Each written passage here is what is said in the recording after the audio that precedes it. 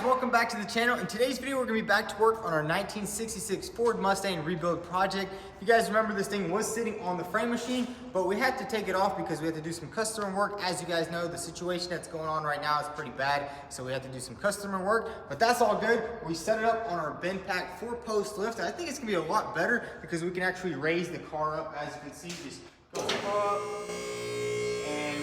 A lot more measuring and a lot more building on this thing, and it'd be nice whenever we need to weld something underneath, we can just lift it up and do that. But now we're gonna get to the topic of today's video. We got a new tube bender from Rogue Fabrication. This thing's gonna help us build the roll cage for the car and quite possibly the subframe, because all the companies we reached out to, they said about 6 to 8 weeks on back order. So let's go ahead and rip this thing open and see what we have in the pack.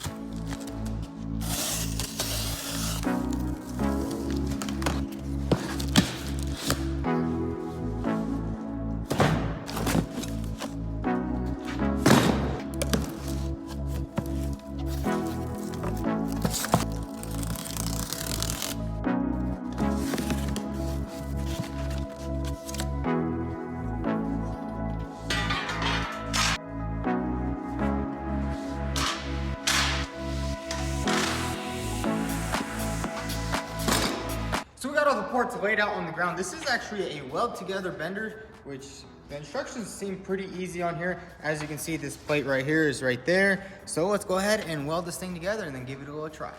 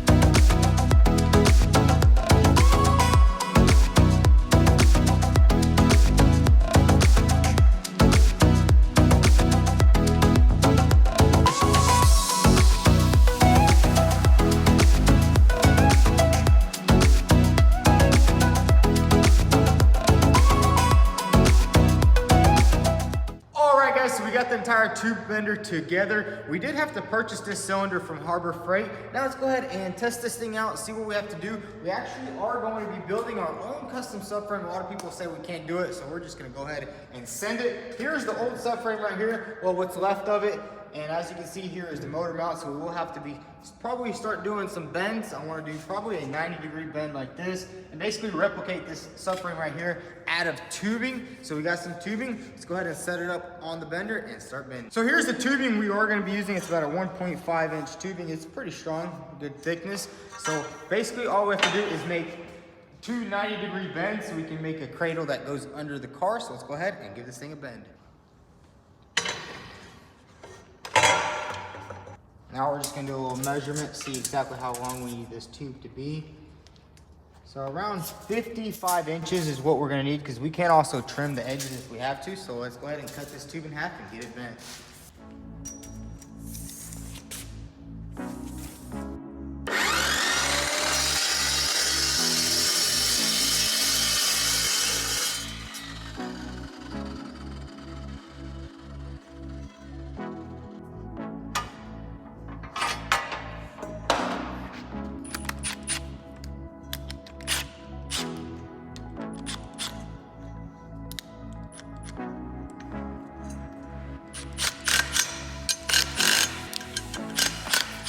Now this is my first time bending, so let's give it a try. Hopefully we don't mess up too much tubes, but it also is just a lot of trial and error. So basically just slide the tubing in through here, just like that.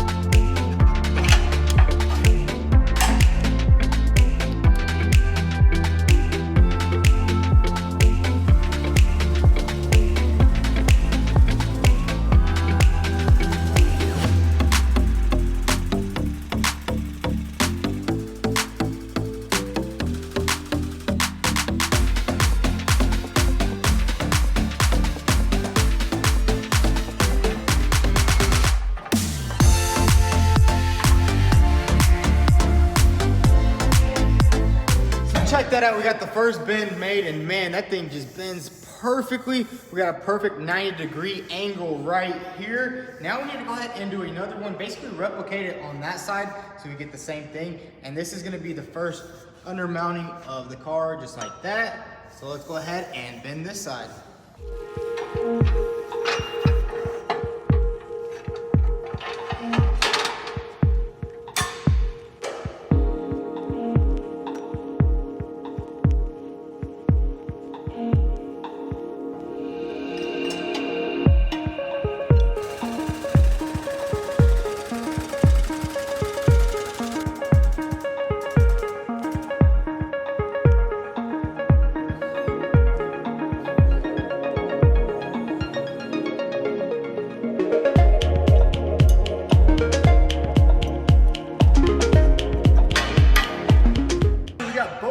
Made on the subframe, and check that out, absolutely perfect. And the cool thing is, it only took us about 10 minutes to put it on there, set it up, bend it out. This is probably one of the best tube benders I've ever used. I've used a couple in the past, but you have to remove a bunch of pins, super complicated. If you want to pick you up a tube bender, head over to roguefab.com. They have this one, which we opted for the weld together one, which is a little bit cheaper than the other one. You can also get it already fully welded and painted or powder coated. I'll go ahead and drop some links down below. And the cool thing about these benders is all these dies right here, you can get any die you want, so you won't ever have to get another bender. You just get one bender and just keep swapping out the dies. It's basically upgrading your bender if you need to bend like square tubing, bigger tubing, other tubing. But now let's go ahead and continue building this subframe.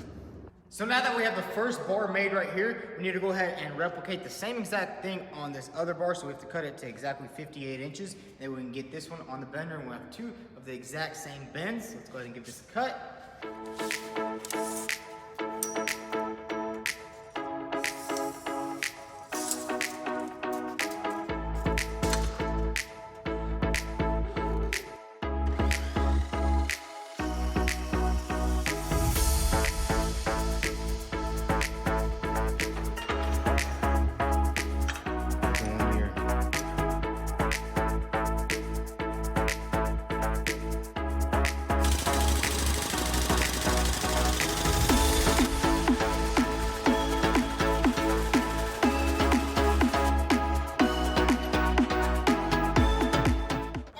So it is the next day here. We did a couple bends last night. The bender's working amazing, but we also went ahead and picked up a welding table right here, which is gonna help us put this front subframe together nice and flat, make sure everything is good. So let's go ahead and set this thing up.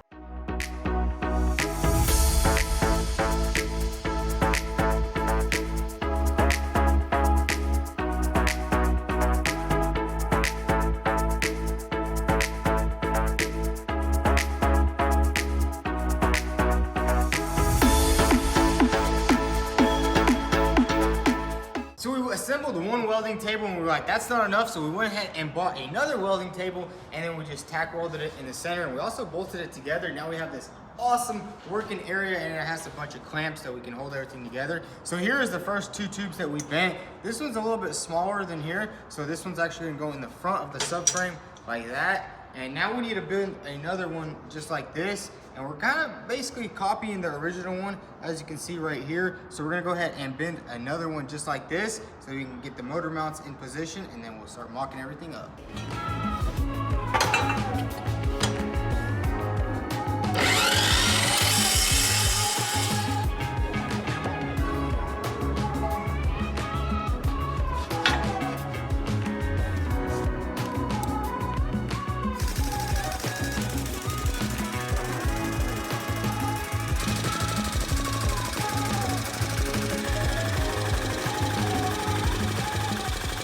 So we got the second tube bent, and we have it on the table right here. Now we're gonna use these clamps right here to secure it down.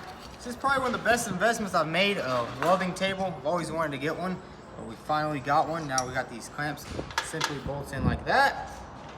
Put a bolt under here.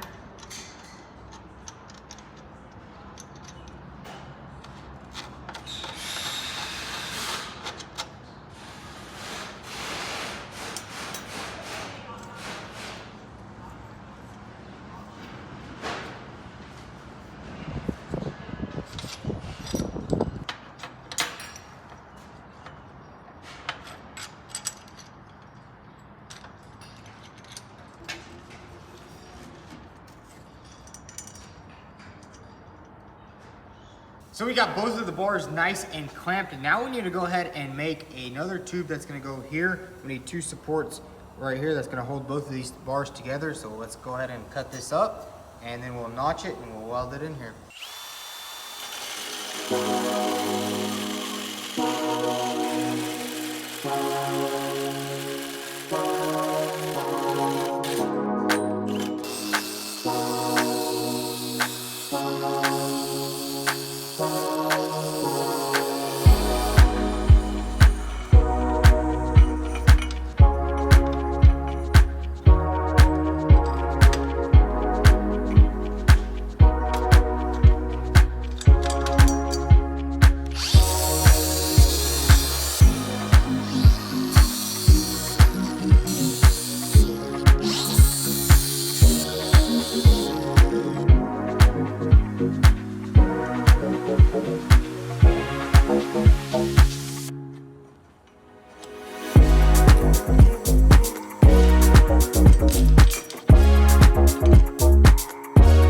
First 2 brackets inside. Now we're gonna go ahead and readjust everything, and then we'll weld it together.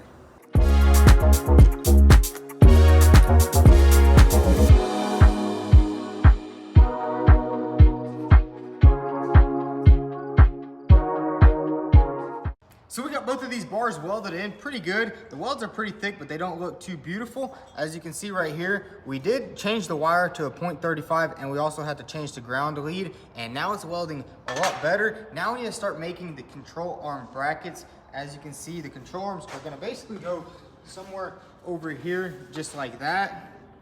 The first control arm bracket is gonna go down here. So what we are going to do is basically get a tube just like this, and we're gonna notch it and slide it in here. And then we also have these 2 brackets right here. We actually already drilled a hole in there, and I'm basically gonna slide 2 of these onto here like this. And then once we notch it in here, we can actually weld around there and then drill a hole, and the control arm will mount right onto there. So let's go ahead and measure this distance and get a tube notched and cut out perfectly.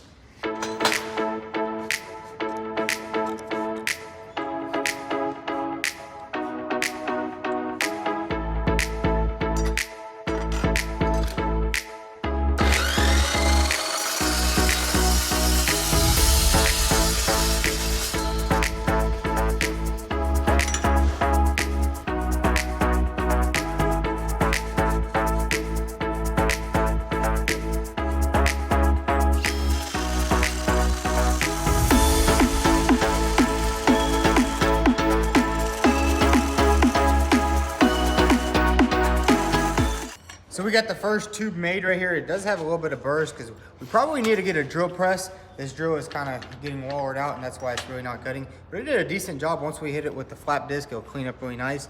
But check this out, it slides right on here, just like that. It's looking good, so let's go ahead and clean this thing up.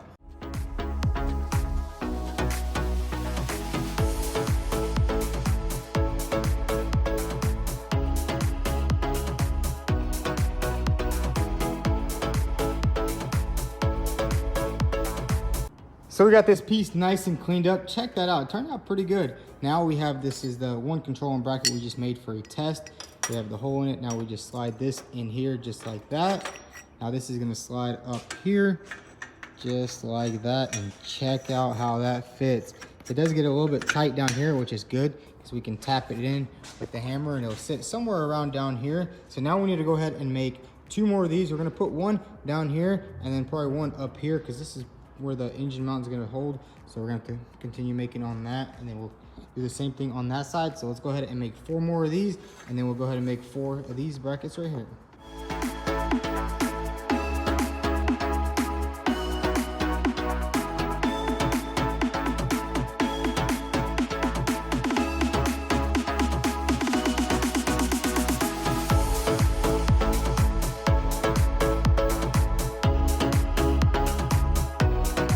So we have all 3 of them done. We already have 1 right here. That was the first one that we used as a template. Now check this out. It's just gonna slide over the top just like that. And check out the clearances. We put some tape and you can't even push it down. But once we remove the tape, you can simply slide it all the way down. Let's test fit all of them. All of them line up really good. Now what we need to do is go ahead and make the control arm brackets right here. So we need to make 4 of these, 2 for this side and 2 for that side. We have some of this pretty thick plate. It's a lot thicker than the original one that was on here. Let's see if I can find the original one. Actually, it's over here. This is the original one. So if you're wondering, check that out. It's way thinner, so that's gonna be a lot stronger. Let's go ahead and make these brackets.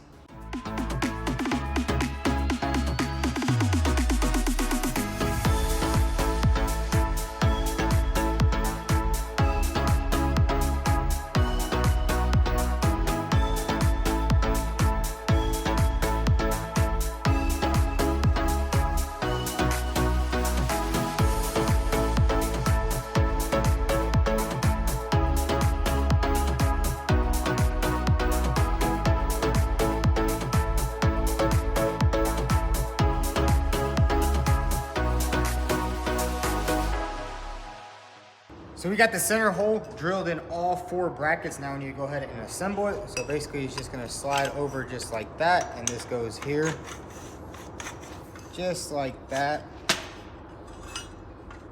And then once we get the control arm in the exact area, we'll drill a hole and bolt that control arm on. Let's go ahead and do the other side.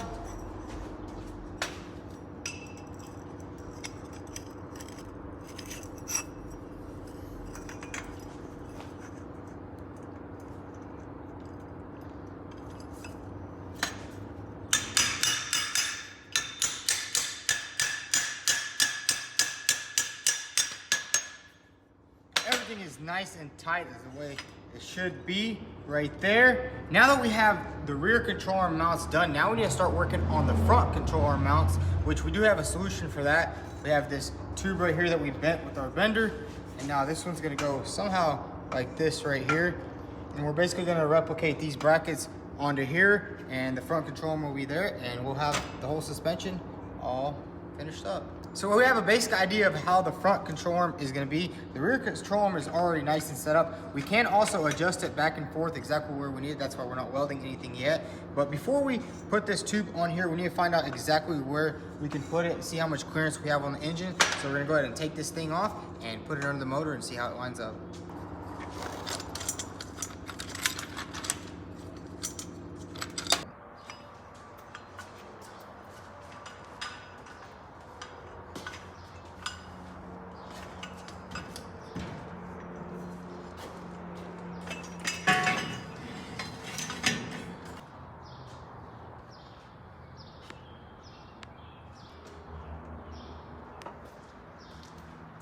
So we got the subframe locked up underneath the motor, and now here is the passenger side suspension. This is not the one that we welded up. Now, as you can see, the control arm brackets fit up pretty good. All you have to do now is just adjust it out and in. That's the cool thing about doing it this way. And I was worried that there's gonna be something in the way right here, but there's absolutely nothing in the way. So all we have to do now is position the one that we did weld together so we have the exact measurements.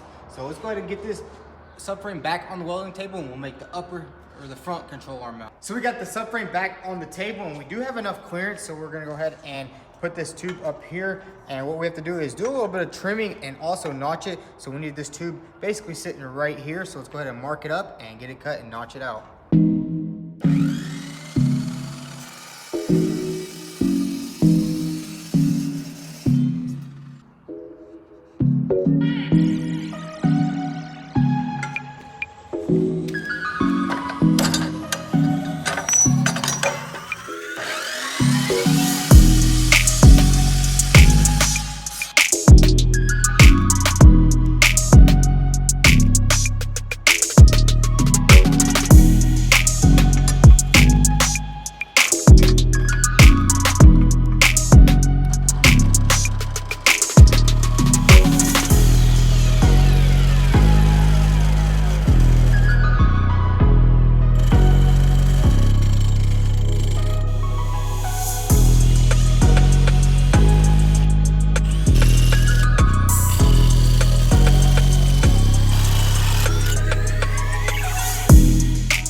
So we got the first one notched out, and check that out, it turned out pretty good. And then this is gonna go just up there, just like that. It lines up pretty good. We do have a little bit of a gap, but I think we can weld that up. That's not too much if we beveled a little bit. And welded up really nice. I think that will be good. Now let's go ahead and replicate this piece to the other side. So we got both bars made, and we went ahead and tacked them on just so it would hold on, so we can go ahead and see our clearances. Here is the rack and pinion right here. So as you can see, there's a pretty good amount of clearance, and I don't think we'll ever be moving the suspension up and down that much. And now we're gonna have to replicate some of these brackets right here that are gonna go on here, and it'll basically hold this control arm and this control arm. So that is basically done right there. And we don't have another hole saw, so we'll have to pick one up tomorrow to cut through here because we kind of ruined our other one. So now we need to make another bar that's gonna go directly across here, and all the fabrication on the subframe will be done, almost.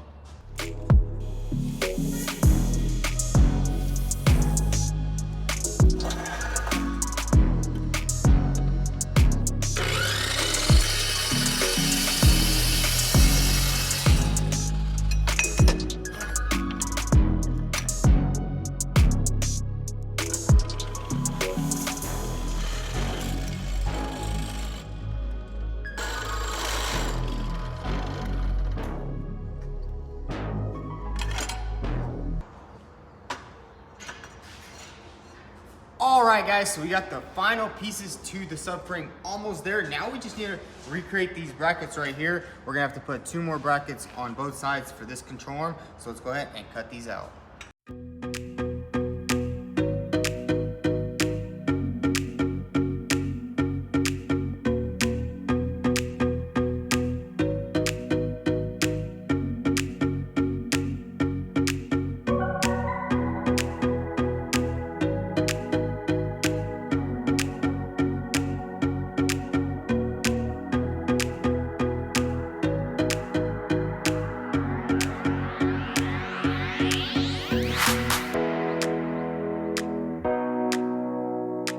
So we got all 4 brackets made for the control arms, and here's the first control arm bracket right here. And this is basically gonna slide all the way on like here, just like that. And then we have this other one that's gonna go there, and it's gonna go somehow like that. We still have to do a little bit more adjusting on the control arm brackets. That is gonna be a wrap for today's video. We got a lot of work done. The subframe is almost there. That's the only thing we were lacking on the front end of this car.